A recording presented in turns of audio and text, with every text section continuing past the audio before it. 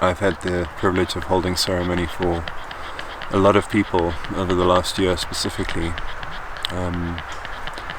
and I've really studied what makes a person navigate well in the medicine versus not so well, because there's really three components to healing successfully through this medicine.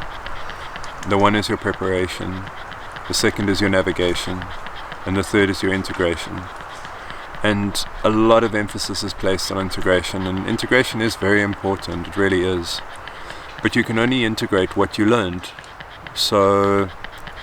And you can only learn what you're able to navigate. And you can only navigate what you're prepared to navigate. So in many ways, placing all the emphasis on integration is kind of the cart behind the horse, or cart before the horse. You're assuming that you got everything out of it that you could have, and I see that that's often not the case. So I'll talk about navigation separately, but today I'm talking about preparation. And preparation is really, really crucial. It's really crucial for us specifically, us Western-minded civilized people, as they call us, you know. We have a lot of very unique, specific issues and mental illnesses and states of mind that aren't present in, indigenous cultures, because of the way our world works and the way our minds work and the way that we're taught by those around us, by our parents, by society, everything. So to go through the aspects of preparation that I feel will lead to your best ceremony and to allow you to navigate through as much of what you need to as possible. The first aspect is the diet, and everyone talks about the diet, and in some ways I find that as far as preparation goes, that's all people talk about. You do the diet, you eat certain foods, and then you go and do your ceremony, and that's that. And I don't find that there's a lot of discussion around why you do the diet, or how the diet came about, or what the purpose of it is. So I'll explain that from my understanding, based on my training with the indigenous people in the jungle. The diet is derived from the dieta that a curandero or student curandero would do with a master teacher plant. So a master teacher plant wouldn't be ayahuasca, it would be something else. In the Honey Queen tradition, it would be maybe the muka. In the Shipibo tradition, it could be Marusa, Bobinsana, Chulachaki, Noya Rao. So these are enlightened spirits, master teachers, plants which can give us great gifts and understanding. And the curandero will initiate a dieta with one of these plants. And how the dieta works is that it's a contract that exists between the curandero or the student and the plant. So the student will make a contract with the plant and agree to abstain from things in their lives. That abstinence is a sacrifice. The currency of the relationship is sacrifice. So I suggest not to get caught up in the idea, oh, you mustn't eat this and you mustn't eat that because of this or because of that kind of food or this, that. There's some basis in that, but really it's not the important part. The important part is that you're making a sacrifice. Your contract is sacrifice. And so the sexual abstinence and all of those things, it's all part of that sacrifice. And it's very important to realize that going through this process, if you do it well, it's going to expose parts of you that don't sit well with that aren't comfortable in that state of lack or abstinence. And that's crucial. It's crucial to go through that and to embrace and understand and observe and ultimately hopefully master those parts of you that need something all the time. So we have so many little addictions: food, sugar, caffeine, alcohol, all these things. And when you abstain from these things, it will trigger you, and for different people it's different things that they find difficult on the diet. And that's important. It's important to go through that process and to be aware, not to try and solve things or see things as problems, but just to understand, what is this big deep hole that's inside me that needs to be filled by eating or sugar or whatever it is. Very important to make contact with that, and to then sacrifice that as a gift, as part of your contract to ayahuasca, to show your reverence, your humility, and your willingness to suffer if that's what it's needed, in exchange for the lessons that you're going to get. And they're worth it, believe me, they're worth a great deal of suffering.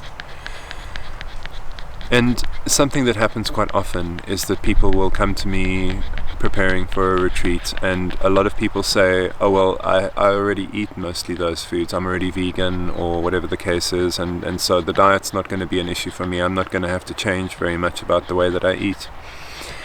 And that is a perfect example of how someone can miss the point of what the dieta is supposed to be. Because it's not about that. It's not about cleaning your body or detoxing. It really isn't about that.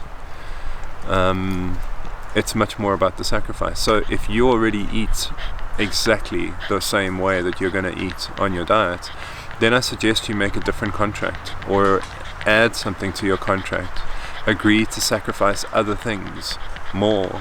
Maybe say that you'll sit in silence for an hour every day. Maybe say that you'll give up your phone, for a certain amount, or give up social media, or give up Netflix, or whatever the case is. But sacrifice something that you're going to struggle without. That and we don't want to struggle. We're quite soft in that way.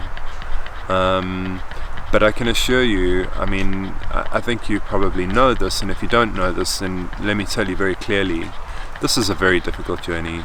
Ayahuasca is not easy. Even the easy journeys are really tough. It's a lot.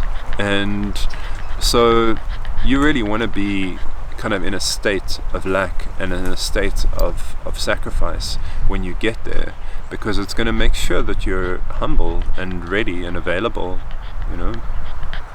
So, it's really not about breezing through the diet. It's really about preparing yourself for the work, and the work is quite intense. So, if you need to sacrifice something else in order to, step it up a little bit, to put yourself under a bit of pressure, then I suggest you do that. The other side of it, and unfortunately there is another side of it, is often people will come to me and they'll say, oh, should I just fast the whole week before the ceremony? And for some people, that might be a good thing. I usually say to people, don't overdo it, because you don't want to be tired or weak when you come to the ceremony. The ceremony is going to be hard, so don't overdo it. But also there's a kind of a dangerous mentality with that. Some people get a kick out of suffering, and they relish that. So they like to, it's kind of almost a masochistic kind of, way of looking at things. You've gotten into this state where you like to put yourself under pressure, and you get a kick out of that. For someone like that, embarking on that, all you're going to do is you're going to get into that very obsessive, very mental orientated state of trying to be good at this, trying to do a good job. That is ego. It's just ego talking, and it's you trying to control the process, and it's very mental. So for someone like that, I would say they should abstain from the diet. They shouldn't do a diet at all, because that would be the most uncomfortable thing that they could do, would be to go to ceremony wrong, to go to ceremony not having done the best that they can do. That would be something very difficult for them to sit with. So I almost suggest that that's what they should do. So I hope you see where I'm going with this. It's about sacrifice, and we think that working hard is a sacrifice, but for workaholics, working hard is a dependency, and not working at all is a sacrifice. So just know yourself and know what it is that you're trying to do, and how you're trying to maybe control this process. And that's the next thing, is that, the most challenging thing for people from a Western mindset going into this medicine is control. It's getting out of your head. It is 95% of the issue that I deal with people going into ceremony, is trying to get people out of their head and trying to get people to surrender. And that is largely based on the need to control and the need to understand and the need to predict and the need to, manipulate. Getting out of that mindset right now is going to be very important. So you really want to go into this with the maximum amount of surrender possible. Don't try and control everything. Things will go wrong in your diet. The medicine's going to reach out to you. It's going to start messing with your life, so to speak. So many people will phone me up and say, I just had a big setback in my life. I'm not sure if it's the right time for me. That is the medicine talking to you, and it is absolutely the right time. It doesn't want you to come all hunky-dory and everything's groovy. No, it wants you to come down and ready to work.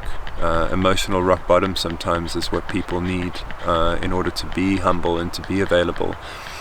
Another analogy that I use when I speak to people is that, if you want to heal a sick plant, you have to start by cutting off all the rotten parts of it. But when you do that, you're actually cutting healthy parts of the plant, because you have to make sure you get all the rot out.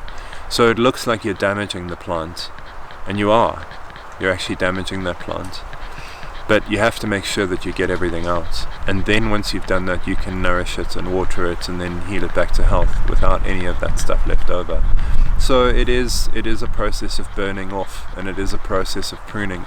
And that is very traumatic and very difficult. It takes a lot of surrender to get there. So the need for control is something that you really, really need to focus on in your preparation, and where you see that in your life and seeing it manifest in your life and starting to surrender. It's very important. Then the other thing is, you need to make this choice for yourself. You really shouldn't be coming to this medicine because someone else told you to, or because you're going along to support someone else. I mean, you can do that, but you need to make sure that in your heart you have chosen to go for better or worse, and that you are both feet in all the way. And you're going to need to remember that when you're in ceremony, because if you haven't made that decision 100% now, then don't go. Go another time. Wait until you've made that decision 100%. When people call me up and they want to discuss coming on a retreat or something like that, and they say, I'm not sure, what do you think? I say, no. Then no. If you're asking me, then the answer's no. So you need to tell me. And that doesn't mean you need to be comfortable with it. That doesn't mean you need to feel okay or at peace with it. No, you're probably going to be terrified. Absolutely. Why wouldn't you be? Obviously, it's a terrifying thing you're going through, but you're still sure. You're going to do it anyway. Standing on the cliff's edge and jumping off into the water, you jump. You're terrified, but you jump. And that's where we are here. You need to make that decision, and that you're going to jump. And even if you're terrified, you're still going to jump. And you're not going to try and grab a hold of the rock on your way down. You're going to go both feet in. So yeah, just make sure that you've made your choice, and once you've made peace with that, then you're going forward. And talking about nerves, when people come to me for ceremony and they say, I'm terrified, that's a great relief to me. I love hearing that, I really do. When people say to me, I'm quite keen to get going, I'm feeling good about tonight and whatever, I think, this is going to be heavy, because it is hard, and it's going to get you where you don't think it's going to get you. It's going to push buttons that you aren't prepared for, and things that maybe you don't want to look at, and I'll talk more about that in a minute. But being afraid, being scared or nervous is the best word, about your experience, means that your soul has already acknowledged that you're going to go through something difficult, and you're available to that. As I say, you've made the choice to do that, and you're still going to do it. And I find that's a great mindset to be in. People who are just curious, usually then they get into ceremony and things get tough, and they're like, no, hang on, this is not what I planned, this is not what I was looking for, what is this now? And then you don't surrender, and you struggle through the whole journey. And sometimes that can just be a journey that you really don't get a lot out of. You find in situations like that, people will surrender kind of right towards the end of the ceremony and haven't really gotten any downloads. And yes, it's obviously a necessary part of the process, but it doesn't have to take that long. It's up to you. So embrace your nervousness, understand that you're going into something difficult, and don't think you know what you're going to deal with. Be available to everything. And to touch on that a little bit more, a lot of people that I speak to prior to coming to ceremony will say, some people will just be broken and they're like, I don't know where to turn in life, and that kind of thing. And those I find are candidates who will navigate well, because, as I say, they've reached their emotional rock bottom and they're willing to learn. Their plant has already been pruned, so to speak, and they'll do anything. They'll listen and follow what they need to follow, even if it's hard. But a lot of people also say to me, they'll say, you know what, life's pretty good for me, everything's fine, I got my family, I got my work, and everything's fine. But, maybe I had a loved one who died last year, or I've had a setback at work, or something like that, and I'm not really coping with that very well. And I need some clarity on that, or I'm facing a decision in my life, or a fork in the road, and I need some direction, and so I'm coming for that. Those are very tough ceremonies. Those are very, very tough ceremonies, because you don't know what's wrong. You don't know what's wrong with you. And you need to be available for there to be stuff that you need to work on. The things that you think you need to work on are not the things that you need to work on. Those are just manifestations. If you had healed fully and you were in the best possible way, best possible shape that you could be, fully integrated, healed human being, those things wouldn't bother you. They wouldn't bother you at all. You wouldn't have had difficulty with losing a loved one. You wouldn't have had difficulty with a major setback in your life, because you will have already have gained the perspective on those things and have a healed, healthy outlook to those things. So getting to that outlook, getting to that healed person, there's other stuff. There's other things that are deep, deep, deep down, and we make them very complicated. Often they're very simple, but they're not easy. They're not easy. So you have to be available to hit some blind spots and go into some stuff that's going to surprise you. Things that you wouldn't have thought of. It happens every single time, without fail. People will come to me at the end of the ceremony and they'll say, I saw my child and I realized the energy that I was putting into them at that age, and what damage that's done. And and they're crying, they're in tears about things that they would have never thought of in a million years. I can't tell you how often it happens. So just really be available to learn what you need to learn, not what you think you need to learn, because I can guarantee you're wrong. It's not going to be what you think it's going to be, that's for sure. And that is another thing to mention. This medicine is not like anything else. It really isn't like anything else. It's not like mushrooms, it's not like San Pedro, it's not like anything else. It is completely, completely unique. And it is on a completely different level to those medicines. And so if you think you know what the experience is going to be like, please abandon that thought right now. Because any expectation you have around how it's going to be is going to lead to you getting stuck in ceremony when it's absolutely not like that. Really, really just check your mind at the door and just go in and be open to whatever it is. That's really important.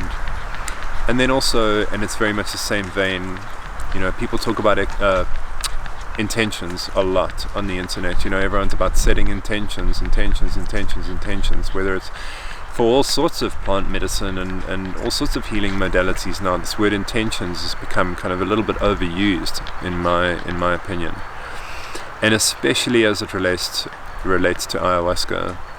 Setting intentions, the way that most people understand it, is one of the most harmful things that you can do going into ceremony. So for me, the word intentions has two separate meanings, or two separate interpretations, and one of them is very valid. If you say, okay, what is your intention for coming to the medicine, i.e., what made you seek out this path? What is it that made you feel like you needed help or guidance? That's very valid. And an example of that would be to heal, to see what I need to see and to heal. And a contrast to that would be curiosity.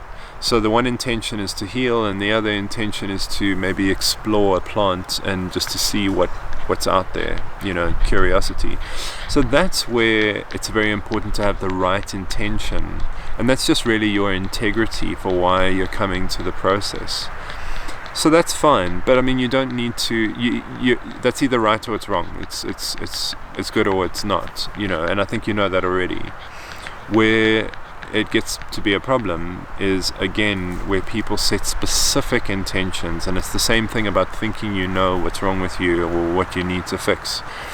Specific intentions for your journey, like tell me what to do in my job, or help me with my grief around my loss, or whatever.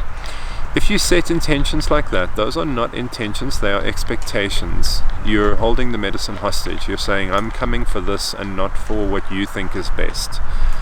And if you just give me that, well, then we're good. Thank you. That's a fair exchange and I'm out of here. You have no idea what's wrong with you, and you have no idea how to solve the difficulties that you have. If you had, you would have done so already. That's the whole reason you're coming, is because you haven't managed to do so far, right? So please don't set intentions like that. When we have retreats and we have sharing circle before ceremony, first time drinkers always come through and they say, oh, my intentions for tonight are X, Y, and Z, X, Y, and Z, X, Y, and Z. The people who've drank the medicine before, when they do their share, they say, oh, well, I set intentions the last time and it just got completely blown out of the water. The medicine just showed me something totally different. So I'm not going to bother setting any intentions for tonight. I'm just going to see what happens and try and be available to that. That's where you should be. That is where you should be. So you can either take 2 ceremonies to learn that lesson, or you can just do that right now. Honestly, it's either the easy way or the hard way. You either choose that now, or you're going to find out that setting those kind of intentions is completely pointless. And as I say, it can be quite damaging to your journey, because when it doesn't come up, sometimes you can reject what's happening and then want to get out of it. It's nothing like what you thought it would be, and it's not giving you direct answers to your questions. Don't anticipate that. It's setting yourself up. And as I say, it's just really important to be out of your mind as much as possible. So don't try and solve things going into the ceremony. Don't try and control anything. The week leading up to ceremony, you really, really, really want to be in a surrendered mindset where you just allow things to be.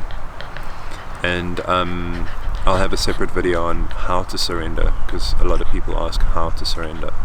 But just to know that surrendering is a passive process, not an active process.